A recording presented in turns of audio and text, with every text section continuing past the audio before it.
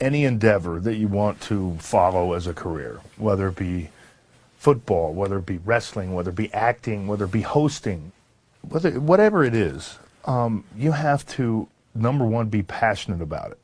Okay, have a desire to excel that reaches far deeper than monetary. You have to have a passion for it. You have to have a desire to be the best at it. Apply 100% of yourself to whatever it is. Not necessarily so that you can succeed, but so that you can look in the mirror and you can be proud of who you are. Because it's not about winning or losing, it's about giving your best. And if you fall short, then you reinvent yourself and you do something else. You always try to attain that goal, and you don't stop short of attaining it if it's humanly possible.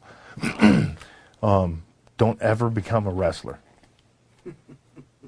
All you kids out there that have always emailed me and asked me, you know, how do I become a wrestler? That's very easy. Don't. Because it's a lifestyle that's, imagine a rock star being physical every night that he performs. It's tough. It's being on the road. It's being away from your family. It's dedicating yourself to a business that chews people up and spits them out and doesn't care about you because the next guy's right behind you.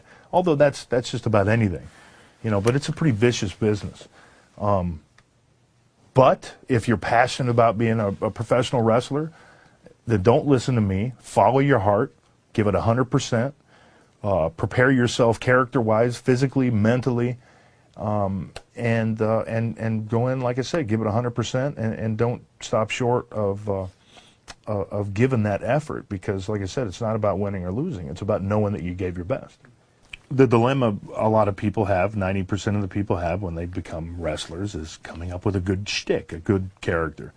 Mine was easy, because I wanted to be as realistic as humanly possible, or I wasn't going to do it. And so then I came up with the conclusion that, you know what, I'm a defensive lineman, man. That's all I've ever been my entire life. And I'm a martial artist, and I'm going to study some tapes, and I'm going to come up with a style that nobody's ever seen before. And my biggest piece of advice would be unique, and be yourself, and be different. And don't copy anybody. Copying anybody ain't very hard, you know. It's all about being original.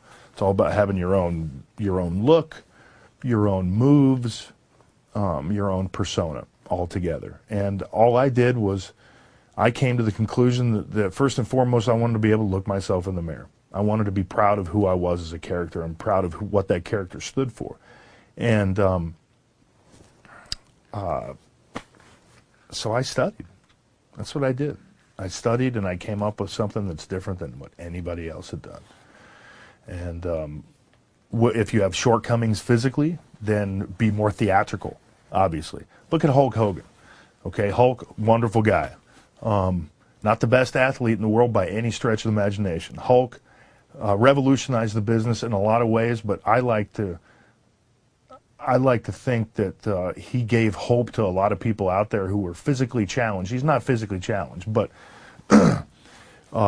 hope for people out there who can't pick up, who can't military press 300 pounds and can't do flips off of the top rope, because he was theater, man. He had 3 or 4 moves, and he could work that crowd. And you don't have to be physical. He showed that you don't have to be a great athlete to be a successful performer.